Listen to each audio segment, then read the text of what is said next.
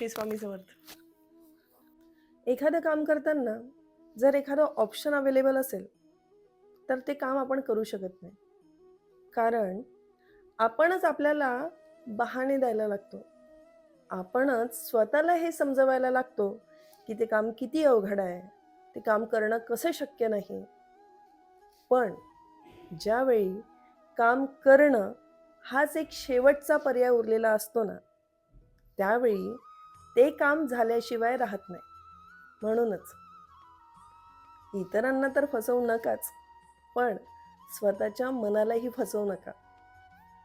कठीण वाटतंय ना, सर्वात आधी तेच काम करून मोकळे व्हा. बघा, खूप आनंद मिळतो. खूप आनंद मिळतो कारण आतापर्यंत आपल्याला वाटत होतं, हे माझ्याने शक्य नाही.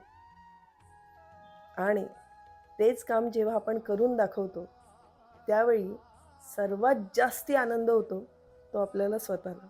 म्हणून मनाची फसगत करू नका. काम करा आणि मोकळे व्हा.